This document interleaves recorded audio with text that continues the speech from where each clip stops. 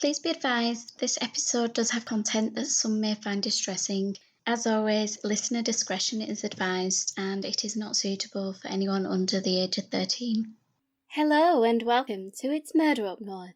17 years after Albert Pierrepoint assisted his uncle Tom in the execution of Dorothea Waddingham, he would act as the main executioner for Louisa May Merrifield, another woman whose chosen weapon was poison.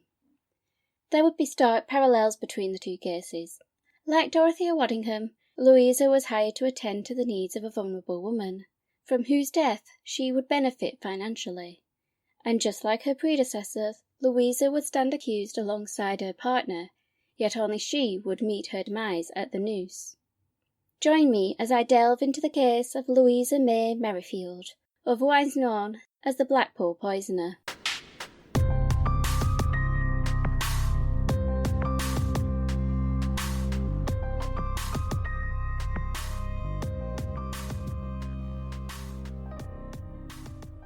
Roughly 3 miles north of Blackpool's famous tourist attractions stands another, lesser-known tower, known as the Warbrick Hill Water Tower.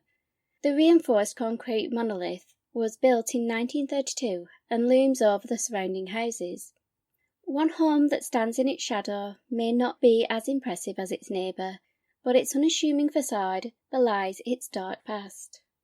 The small double-fronted bungalow had been constructed during the First World War by a plumber called John Green, and it would be in this place where he and his wife Sarah would raise their 2 daughters and create happy family memories within a home built with love. Over time the front garden would bloom with daffodils, a flower filled with the hopefulness of spring. Yet by November 1942, whatever happiness and hope dwelt within the home was cast into shadow, when the then 71-year-old John was found deceased, having placed his head in the gas oven. His widow Sarah would be alone until she married again in 1945, and her new husband, William Ricketts, would come to live in the home she once shared with John. However, tragedy would strike again just a year later, when William, a retired farmer, passed away in the gas-filled kitchen. Both Sarah's husbands had died in a similar circumstance, and both deaths were deemed as suicide, with it being concluded that there was insufficient evidence regarding the state of mind of the men before they died. A coroner would later comment that the incidents were a little unusual, but it seems that no suspicions were raised, and following the deaths, the twice-widowed Sarah Ricketts remained in the bungalow, now a place filled with bittersweet memories. As the years passed, her daughters married and moved away, with one residing just a couple of miles from her childhood home, while the other relocated to Congleton in Cheshire. Every year the daffodils blossomed in the front garden, and with the passing seasons Mrs. Ricketts became increasingly infirm and reclusive. Dubbed the old lady of the cottage by her neighbours, Mrs. Ricketts tended to keep to herself, and managed to take care of her own affairs. Living off the investments made by her deceased husbands, she kept a comfortable yet solitary life. With old age closing in, and Sarah suffering from bouts of asthma and bronchitis, she advertised for a housekeeper and companion, although her neighbours reported that those appointed to the role didn't stay long, finding the elderly lady difficult to work for. Her tendency to treat people with suspicion and changeable mood made her an unpleasant employee, and by March 1953, having had another housekeeper abandon her, she advertised the position once more. This time her ad would attract over 50 applicants, including a husband and wife who seemed to be the perfect fit. The husband, Alfred, was in his 70s, yet he still had the physical capability to carry out the role of a handyman, while his wife, Louisa, would assist with the cooking and cleaning. Together it was hoped that they would be a source of company for the lonely widow. Yet 5 weeks after the couple had moved into Mrs. Ricketts' 2-bedroomed abode, the Salvation Army Band would be heard playing outside the home on the 15th of April 1953, the morning after Mrs. Ricketts had passed away, a tribute arranged by her housekeeper, Louisa. Sarah had been 79 years old, and many who had seen her in the recent weeks had noted her deteriorating health, so it did not come as a shock that she had died, with neighbours believing she had succumbed to old age. However, a doctor felt the circumstances needed a closer look, and refused to issue a death certificate until the post-mortem was carried out. When this was performed by Dr. Manning and Dr. Firth, their findings were not immediately divulged. However, Mrs. Ricketts' organs were sent to the Home Office Forensic Science Laboratory in Preston for further testing, and a police investigation was instigated. By the 19th of April 1953, Superintendent MacDougall and Sergeant Carter arrived in Blackpool from Scotland Yard at the request of Chief Constable Barnes of the Blackpool Force. Their arrival coincided with officers beginning to make inquiries around the seaside resort, while others focused their attention on Sarah's bungalow. When it was learned that officers had been questioning local chemists, speculation began to grow that the elderly woman had been poisoned. A hive of activity surrounding the case caught the attention of the press, with reporters beginning to turn up outside the deceased woman's home, although official information from the police was initially scarce. It developed into a quick-moving investigation, as by the following day reports that the laboratory tests had found traces of poison began to circulate, with a spokesman stating, "We have given the police sufficient materials to indicate the cause of death, which would appear to be due to some type of vermin exterminator." While this statement was issued, confirming the speculation as to why chemists had been questioned, the police continued to be guarded. It was noted that the Scotland Yard officers had travelled 40 miles away to the town of Wigan, although the exact reason for this trip was not revealed. Meanwhile, the inquest into Mrs. Ricketts' death was held by the coroner, Mr. Blackhurst, whom, having heard Sarah's daughter, Ethel, confirm the identity of the deceased as her mother, he proceeded to deny the request for cremation due to the circumstances surrounding the elderly woman's death. As information began to trickle through to the papers, a journalist for the Daily Record was able to speak with Louisa and Alfred, Mrs. Ricketts' former housekeepers, who were still staying in the bungalow where she died. The husband spoke first and described the reason they had been residing with Sarah, stating, "Mrs. Ricketts wanted to have someone living with her because she was old and in failing health," with his wife Louisa adding, quote, "My husband and I did everything we could for her. In return she promised that we would always have a good home. Since we came to live at this house, she said she had made a will, but I do not know if we are mentioned in it." The Daily Record would also report that in the days leading up to her death, Sarah had refused to see the doctor on numerous occasions, and when Louisa had finally gotten the doctor to visit, the elderly woman refused to let him examine her. The housekeeper tried 2 more times to get her mistress medical attention, but Sarah remained stubborn. Just a day after these comments were made to the newspaper, the coroner granted Mrs. Ricketts a burial certificate, allowing them to hold a funeral at Carlton Cemetery in Blackpool. Yet it was a muted and secretive affair, with the small coffin, lacking any of the usual flowers or wreaths, arriving at the church in a solitary hearse. The service lasted for a couple of minutes, with the only attendees being the Reverend, the gravedigger, and 2 men, who were speculated to be Sarah's relatives. After the burial, the 2 males returned to the church, where they were met by 2 women, presumably Sarah's daughters, with the quartet hastily leaving the cemetery in a car, while the Reverend and cemetery staff refused to divulge any further information to the press regarding the occasion. While the sombre service for the solitary Sarah was being conducted in secret, 2 miles away at her former home, the activity outside the property had drawn more spectators, who observed as the garden was dug up, with officers using metal detectors to scan the soil. The search would also envelop the neighbouring properties, with one resident, Mrs. Fielding, telling the Aberdeen Evening Express, "One of the detectives told me they were searching for a tin. We had our garden dug up about a week ago by a gardener, but no tin was found." Her comment only added to the speculation that Sarah Ricketts had been poisoned, and the suspicion began to fall on her former housekeepers, Alfred and Louisa Merrifield, who on the 25th of April would be confronted at the bungalow by 2 women. The 2 women's persistent knocking on the property door, followed by their raised voices, drew the attention of other residents, who, upon Louisa's plea from a window, summoned the police. When officers arrived, they promptly removed the 2 women from the scene. They were later charged with being drunk and disorderly, and although the pair were not named, it is possible that they were the grieving daughters of Mrs. Ricketts. While suspicion swirled around the Merrifields, the search for the potential poison was extended beyond Blackpool, with chemists as far as Manchester being questioned to see if they had information to help pinpoint the culprit. In an attempt to allay these suspicions, Louisa Merrifield spoke to a reporter from the Leicester Evening Mail. During their conversation, she stated that although her 21-year-old son had been able to visit, she did not know the whereabouts of her other 3 children, who had been placed in care a number of years prior. Louisa expressed her distress at not seeing them and her desire to reassure them regarding the situation she was currently in, with the 46-year-old stating, "I have no idea where the 3 younger children are living, except that they are in Wigan and Liverpool areas. For some time I have been prevented from seeing them by the authorities concerned. I want to contact them as a result of the present circumstances, to tell them I have a clear conscience. If necessary, I am prepared to take legal action." She also went on to express that she was not responsible for her former employer's death, vehemently stating, "I want it to be known that despite all the police activity and suspicion, I am innocent, and did my best for Mrs. Ricketts when she was alive." Her protestations of innocence failed to convince the police, who formally charged Louisa Merrifield on the 30th of April, when she was witnessed by reporters being escorted away from the bungalow around 1:30 that afternoon. And although her 70-year-old husband accompanied her, he would return to the home alone.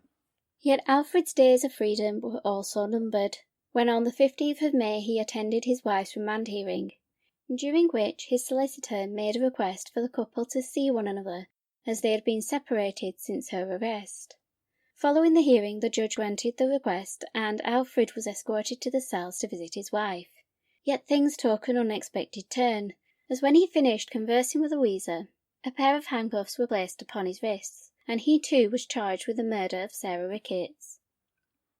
But who were Alfred and Louisa, a seemingly inconspicuous couple? She, a matronly and slightly stern-faced 46-year-old, married to a man 25 years her senior, a short, rotund individual who came across as a simpleton. He, however, was not her first husband, but her third. Louisa's life would become a source of intrigue as details began to emerge. Louisa May Highway was born on the 3rd of December 1906 in the Lancashire town of Wigan, where her father worked as a coal miner and her mother Emma remained home to care for Louisa and her 6 siblings. Although, as was sadly a common occurrence at the time, not all of the couple's children will live into adulthood. Her family were Methodists, and until her teens, Louisa attended church alongside them, until she discovered the Salvation Army, who went against the traditional forms of Christianity. Instead, the street was their pulpit, as stated on the Salvation Army website. Their focus was to, quote, "take God's word directly to the people." The founders, William and Catherine Booth, quote, lived out a doctrine of practical Christianity, soup, soap, and salvation, to encourage both social and spiritual transformations amongst society's most vulnerable and marginalised people. This approach resonated with Louisa, and she would remain a devoted member, even arranging for the Salvation Army band to play following the passing of Sarah Ricketts. By the age of 25, Louisa had married her first husband, Joseph Ellison, who was a year younger than her. The couple would have 6 children, however 2 sons, Horace and Ernest, would pass away before their second birthdays. In 1945, just a year after her 1-year-old son Ernest had passed away, Louisa had developed a drinking habit and was demonstrating erratic behaviour, which led to her 4 surviving children being taken into care. Although they would be reunited, this was short-lived, as the following year she committed ration book fraud and was ordered to pay a fine of £10, yet failed to do so, resulting in her being imprisoned for 84 days, and her children being taken into the local authorities' custody. Upon her release from prison, her children were returned to her, but 1949 would deal her a double blow. Firstly, Joseph, her husband of 18 years, died of hepatitis, and within the same year all but one of her children were taken into care once more. Less than a year after these losses, Louisa remarried, with her new husband being a 78-year-old retired pit manager called Richard Weston, who had been a lodger in the Ellison family home. The age gap between the couple had led some to question whether the marriage was one of love or of convenience. Perhaps it was a mutual understanding. She provided him companionship, and he gave her financial security. The marriage, however, would be short-lived, with Richard Weston dying from a heart attack just 10 weeks after their union, leaving Louisa widowed for a second time. Perhaps once again seeking the financial security of marriage, Louisa would wed Albert Merrifield on the 22nd of August 1950, who, like her second husband, was significantly older than her. Also a widower, Alfred's wife Alice had passed away in 1949, although the couple had not been together for over a decade, as he had abandoned his wife and their 10 children in 1928. It seems that he was not the man Louisa initially hoped he would be, in terms of his ability to provide for them both.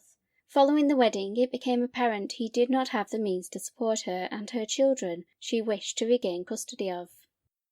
The pair sought work as domestic servants, taking whatever accommodation they could, yet the couple seemed incapable of retaining these roles.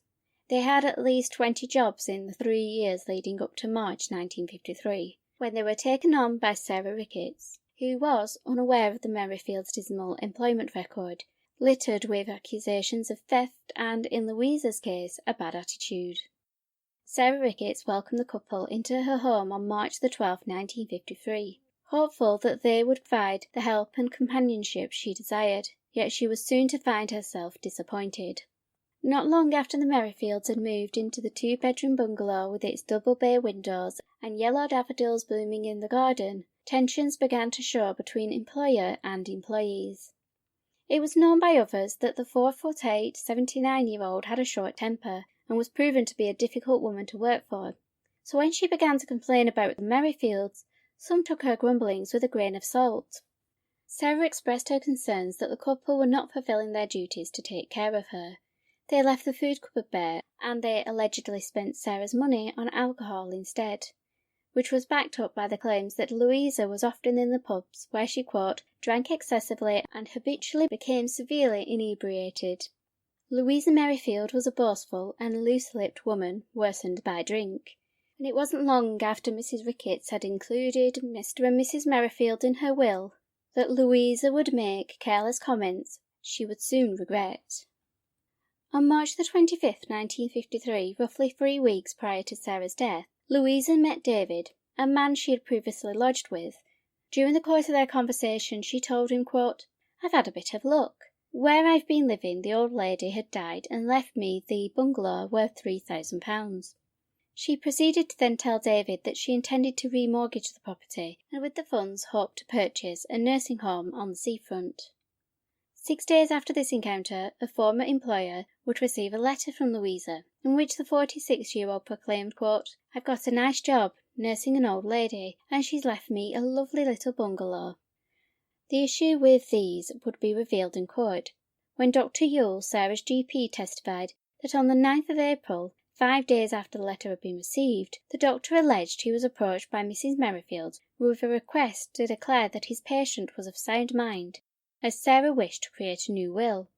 Dr. Yule went on to state that Mrs. Merrifield, quote, said the reason why she wanted me to go was that the old lady might die at any minute with a stroke or a disease, and she wanted to keep herself all right with the relatives. According to her solicitor, Sarah Ricketts had amended her will on numerous occasions, often to remove a benefactor who had displeased her. He even recalled that at one point she had wanted to leave her assets to him, which he advised his client was not possible. So in itself there was nothing suspicious about the 79-year-old wanting to make changes, but when it transpired that Mr. and Mrs. Merrifield had been left equal shares of the bungalow, it provided a motive for murder. Following the change to the will, Louisa would continue to conduct incriminating conversations. During a discussion with her friend, Mrs. Jessie Brewer, Louisa claimed she needed to wash and dress the body of an elderly lady ready for viewing in the front room of the home. When Mrs. Brewer inquired about the deceased woman's identity, Louisa responded, quote, She's not dead yet, but she soon will be. The following day, Mrs. Merrifield had just completed her shopping, and while at a bus stop was approached by a woman she had briefly spoken to when they were both visiting someone in hospital. While the pair waited for the bus to arrive, they began to converse, and once again Louisa's loose lips would prove detrimental. She began to tell the fleeting acquaintance that she had recently been to visit her 21-year-old son in Wigan, and upon her return home, Louisa claimed she had caught her husband in bed with Sarah. Carelessly, the 46-year-old divulged what she planned to do with the pair should it happen again, with her allegedly stating that, quote, "If it goes on again, I'll poison the old woman, and him too. She was leaving the bungalow between me and my husband, but he's greedy, he wants it all on his own." Upon arriving home from her shopping trip, Louisa claimed that Mrs. Ricketts was quite ill, and later that evening she called upon a doctor to attend to the elderly woman. Dr. Wood, a partner of Dr. Yule's practice, came out to the home. Despite Louisa's concerns that Sarah was seriously ill, Dr. Wood did not share her worries. Diagnosing the patient with mild bronchitis, he could not hide his irritation at being called out in the middle of the night for what he perceived was not a critical situation. He admitted at trial that he chastised the housekeeper for wasting his time, testifying, quote, "I remonstrated with Mrs. Merrifield for calling me out, as I thought under false pretences. She again said she was afraid of something happening during the night. Mrs. Merrifield mentioned something about a will. I said I wasn't interested." Mrs. Ricketts' condition worsened, and she died in the early hours of the morning. Yet Louisa did not call the doctor until the surgery opened. When asked why she waited so long, Mrs. Merrifield would tell the court that she did not wish to call the doctor out so late at night, when there was nothing they could do for the patient. One has to question whether her hesitation to call for a doctor came from her experience with Dr. Wood, which had made her nervous about wasting his time, or whether she had planned to ensure that any incriminating evidence was gone prior to notifying anyone of the death. Other actions carried out by Louisa following the death would also be scrutinised. She alleged that Sarah had expressed her wish to be cremated. Her daughter would later tell the inquest that this was true, but was Louisa's request for her own benefit, with her hoping that the burning of the body would destroy all traces of her crime? It was also stated by the funeral director, George Jackson, that Louisa had requested that the deceased woman's two daughters were not to be informed of the death, and they were not to know about the funeral. Was this a cold and calculating move on Louisa's part? Having manipulated Mrs. Ricketts into leaving her assets to herself and Alfred, the 46-year-old wished to keep the daughters in the dark, to prevent them from contesting the will, or asking questions about their mother's death. The true extent of Sarah's relationship with her daughters is not fully known, yet it seems odd that even prior to the Merrifields' involvement, the elderly woman was prepared to leave her property to anyone other than her children. So once again we are left wondering whether the desire to leave them out of the loop was for Louisa's benefit, or was it actually Sarah's wishes? In general, Louisa was perceived as an opportunistic, deceitful, yet dim-witted woman, with Huggett and Berry, whose book The Daughters of Cain was published just 3 years after her trial, describing her as, quote, "a grasping woman, who seized every opportunity which was to her advantage. She was also rather a stupid woman and mentally dull. Her deceptions were obvious, and her lies easily detected. She had none of the guile of the educated and sophisticated woman." Her character would come under further scrutiny as Louisa and her husband Alfred headed into court on the first day of their trial at Manchester Assizes on the 20th of July 1953, where her words would be used against her and her deeds questioned. Opening for the prosecution, the Attorney General, Dr. Lionel Heald, addressed the jury, laying out the details of the case before them. He described Mrs. Sarah Ricketts as, quote, "a rather independent, sad, difficult old woman," and explained that due to the fact that Mr. and Mrs. Merrifield were residing in Mrs. Ricketts' home, they had a, quote, "unrivalled opportunity to commit the crime, and that the pair also had a motive." Sir Heald proceeded to outline the circumstances which led to the couple standing trial, with him detailing how Mrs. Ricketts' GP, Dr. Yule, had attended the home upon her death being reported. The doctor discovered his patient in her bed, and was unable to find anything that could sufficiently explain her death, and it was this that prompted Dr. Yule to withhold the death certificate until further tests were carried out. Those investigations included the post-mortem and a detailed examination of the deceased woman's organs, which Sir Heald told the jury proved crucial in uncovering that Mrs. Ricketts had died of unnatural causes. He instructed the jury, quote, "You will hear evidence of a pathologist and a chemist, both highly skilled, and there is no doubt that they will satisfy you that Mrs. Ricketts' death was due to poisoning. They will say definitely that her death was due to phosphorus poisoning. Further, they will express the view that the poison had been swallowed in one or more doses. Sir Heald continued by advising the court what would be considered to be a lethal dose, explaining, quote, "A 1-ounce tin costing 1 shilling contains 10 grains of yellow phosphorus, enough to kill 5 people. The other main ingredient in Rawdon is bran, and bran was found in the body of Mrs. Ricketts." The onus would be on the prosecution to prove that not only was Mrs. Ricketts poisoned, but that the Merrifields were the ones responsible for her death. The former was easier to prove, given the evidence of the medical experts. However, the latter would prove to be more difficult.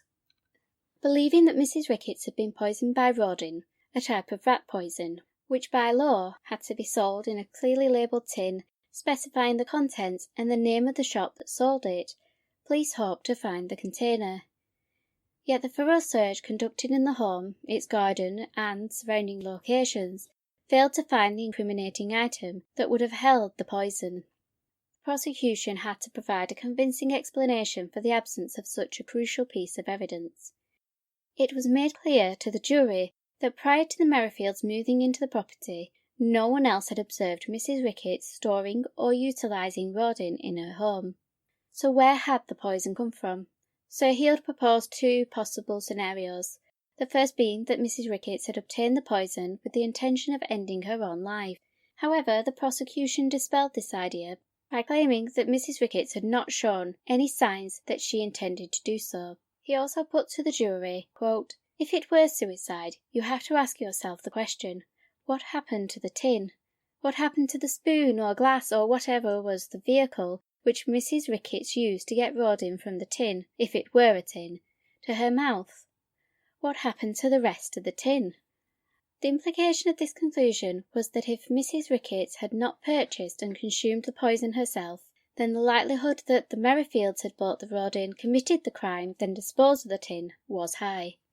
Sir Heald also indicated a motive for the murder. He pointed out that Mr. and Mrs. Merrifield were beneficiaries in the will. However, that situation may have been about to change, according to a witness who would later be called to testify that on the 13th of April Mrs. Ricketts had expressed her displeasure with her employees and had planned to evict them from the home. Given her history of changing her will on a whim, it is likely that her next move would be to remove the Merrifields as beneficiaries. This was supported by the witness's claims he overheard Mrs. Ricketts sending Mr. Merrifield on an errand to the bank. She also asked the 70-year-old to stop by the solicitors to advise she intended to change her will. Alfred Merrifield was said to have responded that he was unable to do both, as the 2 locations were too far apart. In retrospect, this came across as the handyman attempting to delay Mrs. Ricketts' plans to amend the will, a task she would fail to complete as the elderly woman would be deceased the next day. Having established the motive and the means, the prosecution had to connect Mr. and Mrs. Merrifield to the poison, which the police had aimed to do by tracking down the chemist who had sold the couple Rawdon around the relevant time. When their investigation failed to have any success locally, the search was widened, leading them to a chemist 50 miles away in Manchester, where Miss Mavis Atkinson worked as an assistant. As a key witness for the prosecution, Miss Atkinson would be called upon to testify at Manchester Assizes, where she was asked by Sir Heald if the individual she sold the Rawdon to in March that year was present in the courtroom. After perusing the crowd, she pointed at Alfred Merrifield and stated, "The gentleman sitting next to the policeman, the gentleman wearing a hearing aid." When asked about when she had seen Mr. Merrifield in the chemist, the assistant advised that it was in March, and confirmed that he had asked to purchase a tin of Rawdon. She was then asked to describe what made him stand out to her, in which Miss Atkinson responded, quote, "Only that he was wearing a deaf aid, and I think he was wearing glasses." Sir Heald moved the questioning on to the moment Miss Atkinson was summoned on the 30th of April to attend Blackpool Police Station, where she was asked to pick out the customer in a line-up. When asked by the prosecutor if she had been able to identify him, the witness replied, "No, I could not. I was too nervous. There was no one in the line wearing a deaf aid."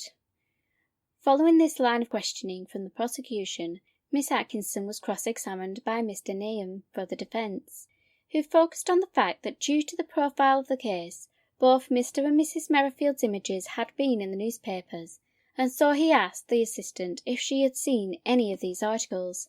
Miss Atkinson alleged that she had only seen an image of Alfred Merrifield on the 30th of April, roughly an hour prior to the line-up at the police station. She, however, insisted that this was the only time she had observed his image, going on to explain that the police had told her not to look at them, and that she wouldn't have looked anyway, as she disliked newspapers. It would also be revealed that Miss Atkinson had been asked to identify Mrs. Merrifield in a similar line-up on the 30th of April, and had failed to identify her as being the companion of the man who had visited the chemist 6 weeks earlier. The second witness from the chemist, Mr. Harold Haig, proved equally unconvincing when he took to the stand. He too told the court that a man and a woman had come into his shop to purchase rodin, and he also pointed out the suspects in the courtroom. However, Mr. Haig admitted that, like his assistant, he had been unable to pick the couple out of a line-up, with him claiming, quote, "People look different under different circumstances." However, it would be his next confession that would prove detrimental to the prosecution's case, as Mr. Haig told the court that he recalled reading about the Merrifields' arrest, and had followed the coverage of the case in the newspapers with some interest. The implication of this was that his knowledge of the crime and the fact he had seen images of the accused would render him an unreliable witness, prompting Judge Justice Glyn Jones to advise the jury to disregard the evidence given by the chemist and his assistant. Next to be called to the stand was Detective Sergeant Stedman, who recalled responding to the reports of a death on the 14th of April. He proceeded by repeating the conversation he had with the deceased woman's housekeeper, who, when asked about Mrs. Ricketts' death, told him, quote, "I think she had a stroke. She had nothing to eat all day and nothing to drink except a few spots of rum and brandy." He went on to state that during a cursory examination of the home, he did not find anything lethal that Mrs. Ricketts may have consumed, although he did notice some empty alcohol bottles and some jam jars, one of which had been cleaned. This final detail would add to the speculation that Mrs. Ricketts had been poisoned. It was revealed that the deceased had a nightly routine, in which some alcohol was mixed with jam, which she then ate from the jar. It was theorized that the fatal dose had been mixed with the jam and alcohol, and the killer had cleaned the jar to destroy any traces. When questioned about the whereabouts of the jam jars, Mrs. Merrifield admitted she had thrown them in the bin. It would also emerge that the bins had been emptied soon after, meaning that the murder weapon may have been taken to the landfill prior to the investigation beginning. To strengthen the argument regarding the cause of death, the prosecution called pathologist Dr. George Bernard Manning, who testified that Mrs. Ricketts' stomach contained about 4 ounces of dark brown fluid. He added that the stomach wall was very inflamed, suggesting it had been in contact with an irritant. He also stated that the liver was damaged, leading him to the conclusion that these were all signs that the cause of death was likely due to phosphorus poisoning. The defence's medical expert, Professor Webster, offered an alternative explanation for the liver damage, suggesting it was necrosis of the liver due to the consumption of alcohol. Although it was known that Mrs. Ricketts liked to have a drink, especially prior to going to sleep, Professor Webster would concede that the liver damage could also be a sign of phosphorus poisoning. As the trial approached its final stages, Mrs. Merrifield would take to the stand to be confronted with her own careless conversations that occurred prior to Mrs. Ricketts' death. She was asked to respond to the testimony of Mrs. Barraclough, who told the court about an interaction she had with Mrs. Merrifield while waiting for a bus, during which the witness alleged that the accused had claimed she had found her husband in bed with Mrs. Ricketts and had threatened to poison them both. Louisa insinuated that Mrs. Barraclough was not the person she had spoken to at the bus stop, acknowledging that a conversation had taken place, quote, "but it was not her. The woman I spoke to did not have white hair." Mrs. Merrifield proceeded to lament the fact that the actual woman had not gone forwards. She also presented her version of the conversation, claiming that the woman at the bus stop was someone she had met at the hospital a number of weeks prior. While waiting in the bus queue, the acquaintance had commented on how tired Louisa appeared, prompting Mrs. Merrifield to confess that she had been caring for a sick, elderly woman, and she was exhausted. Louisa also alleged that she admitted to being tired of the situation and had considered moving to live near her son in Wigan. Mr. Nahon for the defence continued questioning Louisa by asking her whether she had been to Manchester in March, and while there had she accompanied her husband into a chemist. Louisa denied both these allegations. She would also dismiss claims that she had discussed Mrs. Rickett's death prior to the actual event, as well as insisting she never talked about poisoning her employer, nor her husband Alfred. During cross-examination, Louisa was questioned regarding her actions in the final hours of Mrs. Rickett's life, in particular why she failed to call for medical assistance. To which Mrs. Merrifield responded, quote, "Well, it was not a nice time in the morning to go out onto the streets to call in a doctor." Perhaps believing he had misheard or misunderstood the defendant's statement, Judge Justice Glyn Jones asked her to clarify, quote, "Are you saying I did not go for the doctor at 3:15 in the morning because it was not a nice time to be out on the streets?" Louisa agreed to this statement, which, when it was pointed out that the doctor only lived a couple of houses away, suggested not only a callousness to Mrs. Merrifield's actions, but implied that by delaying seeking aid she was biding her time, perhaps in order to conceal vital evidence. Although the evidence against her was largely circumstantial, it was likely the testimonies of those she had spoken to prior to Mrs. Rickett's death regarding inheriting a bungalow that sealed her fate, as it demonstrated that the murder was a premeditated act, and this was likely what swayed the jury towards a verdict of guilty without a recommendation of mercy. With regards to Alfred, the jury was unable to make a decision, despite a number of details implicating him in the crime. Mr. Merrifield had allegedly insisted on having half of the bungalow when Mrs. Ricketts wrote her will. He also delayed going to the solicitors the day before her death, which prevented her from amending her will. Lastly, the chemist and his assistant alleged that Mr. Merrifield was the man who purchased Rodin from the shop in March. Although, with the jury being advised to disregard this, the evidence against Mr. Merrifield was significantly weakened. He would later walk free from prison, while his wife would be sentenced to death. One person who took issue with Mr. Merrifield being cleared of all charges was Violet van der Elst, the anti-death penalty campaigner, who wrote to the Home Secretary David Maxwell Fyfe requesting he show Louisa Merrifield mercy. In the letter, the campaigner wrote, "The husband posed as a kindly and simple old man, never spoke, and it seemed as if this old man had been made use of by his wife, and had been made to do things under her stronger will. This was not true. He was a cunning old man, acting a part in court. But if one could judge of the two people, I would consider that the old man was the most guilty. He never troubles about his wife being condemned to death. He thinks, to look well, he will take her a few flowers, but she can see through him and refuse to see him." End quote. All calls for mercy failed, however, and on the 18th of September 1953, 46-year-old Louisa May Merrifield was escorted to the execution chamber in Strangeways Prison, where she would become the last woman to be hanged within its walls. As for her husband, Mrs. van der Elst may have had some insight into his character, as following his wife's execution he continued living in the bungalow, having received his share of it in Mrs. Rickett's will. This would end 3 years later when her daughter gained the majority share, and he acquired 1/6 of its value and moved into a caravan. He also profited from the fame the case had brought him, appearing in seaside attractions as the, quote, "murderess's husband." He provided spectators with a first-hand account of the crime. Alfred also donated Louisa's clothing to Two Swords Chamber of Horrors in Blackpool, in order for them to dress her waxwork figure, and the famous Blackpool attraction paid Mr. Merrifield £200 so they could create a wax likeness of him to stand alongside his wife.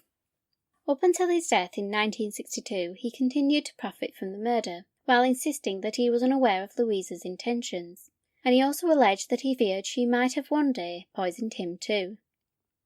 5 months after the execution of Louisa Merrifield, Albert Pierrepoint would suffer the loss of his uncle Tom, who passed away at the age of 83. Throughout his autobiography, Albert speaks fondly of his relationship with Thomas Pierrepoint, not only personally but professionally. 17 years prior to Louisa's execution, Albert had acted as his Uncle Tom's assistant, as he carried out the hanging of Dorothea Waddingham, the first time Albert had witnessed a female execution. It was under the mentorship of his father's brother Thomas that Albert would learn the family business.